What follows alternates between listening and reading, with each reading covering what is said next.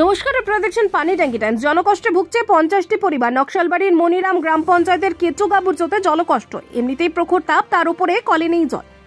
BCW দপ্তর থেকে এলাকায় হচ্ছে নতুন রাস্তার কাজ, আর সেই কাজ করতে গিয়ে ফেটেছে পানীয় জলের পাইপ। এতেই জলকষ্টে ভুগছেন 50টি পরিবার। স্থানীয়দের অভিযোগ, 1 মাস আগে জলের পাইপ ফাটলেও কোনো মেরামত করা হয়নি।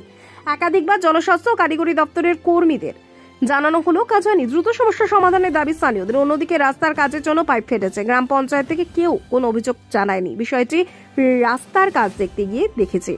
জনস্বাস্থ্য ও কারিগরি দপ্তরে জানানো হয়েছে, দ্রুত সমাধান হবে। মনিরাম গ্রাম পঞ্চায়েতের প্রধান গৌতম ঘোষের কথা।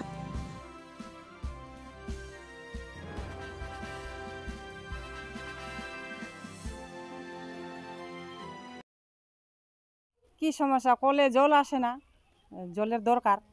জল আসবে বলে কল বসালো, ওই জলে নাই। জল তো রাস্তার মধ্যেই, সে পাইপটা লিক হয়ে গেছে।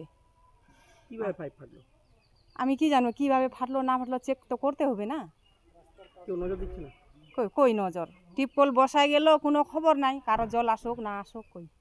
কত লোকের অসুবিধা হচ্ছে? বেশিরভাগই কোনো জল আসছে না? না, মানে কল আসে আর জল নাই? ওটা খালি দেখার একটা কি শো।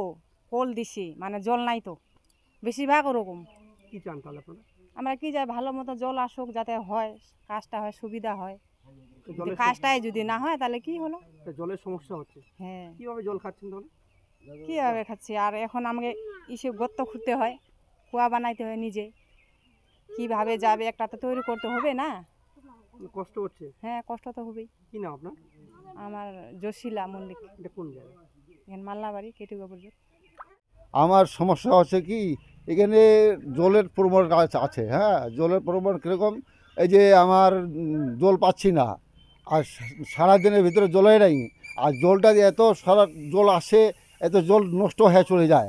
হ্যাঁ, আর কেউ দেখতেছে না, আর প্রশাসনটাও কেউ বলতেছে না। আর আমাদের ঠিকাদার ছিল, ওই যে রাস্তার ঠিকাদার, আর রাস্তার ঠিকাদারকে বলতেছি আজকে আসবে, কালকে আসবে, পরশু দিন আসবে। হ্যাঁ, ওরকম করতে করতে দিন চলে যাচ্ছে।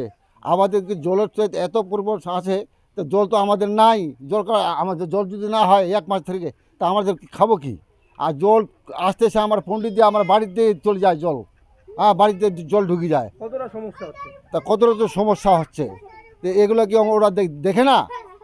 কেন ফাটলো পাইপটা? তো পাইপটা ফাটলো, ওদের ডোজার ছিল, ডোজার গাড়ি দিয়ে এইভাবে করছে, মাটি তুলছে, মাটি তুলে ওই পাইপটা ফাটিয়ে গেছে। এখন কতদিন ধরে জল আসছে না? ধরো মাইনা দিন হয়ে গেল, 1 মাস হয়ে গেল। কতটা সমস্যা হচ্ছে? বহুত সমস্যা। আর জল তো পুরো নষ্ট হচ্ছে? পুরা জল নষ্ট হচ্ছে, জল একদম ভাসিয়ে চলে যাচ্ছে জল। হ্যাঁ, জল কিন্তু আমার পাই না। কি নাম আপনার? আমার স্বর্গ সিং। এটা কোন জায়গা? এইটা কেটেগবুর। দেখুন, প্রথম কথা হলো যে আপনার মাধ্যমে শুনলাম যে 1 মাস ধরে জল পাচ্ছে না। হ্যাঁ, 1 মাস, এবং রাস্তার কাজে পাইপ ফেটে গেছে। সবই ডেভেলপমেন্ট কাজ, সবই গ্রামের উন্নয়নের কাজ। তবে যেটা বলছেন 1 মাস ধরে তো রাস্তার কাজ শুরুই হয়নি। যদিও পাইপ ফাটতে পারে, ঠিক আছে, হয়তো রাস্তার কাজের ক্ষেত্রে কোনো সময় পাইপ লিকেজ হয়ে গেছে। এই ধরনের কোনো কমপ্লেন তো গ্রামবাসীর তরফ থেকে আমরা বিভিন্ন দপ্তরে ঘুরেছে বলছেন, কিন্তু আমরা কাছে অ্যাজ এ লোকাল পঞ্চায়েত বা গ্রাম পঞ্চায়েত অফিসে কেউ আমাদেরকে কমপ্লেন করেনি। কিন্তু কোনো গ্রামবাসী আমাকে এসে আজ অবধি এই সমস্যার কথা বলেনি। এবং আমি নিজে সেখানে রাস্তার কাজ দেখতে গিয়ে 2 দিন পূর্বে আমি রাস্তার কাজ দেখতে গেছিলাম, যে রাস্তাটা ওখানে আমাদের তৈরি হচ্ছে, সেটা বিসিডব্লিউডি ডিপার্টমেন্ট থেকে বিসিডব্লিউডির ফান্ড অ্যালটমেন্ট হয়ে আমাদের রাস্তাটা হচ্ছে।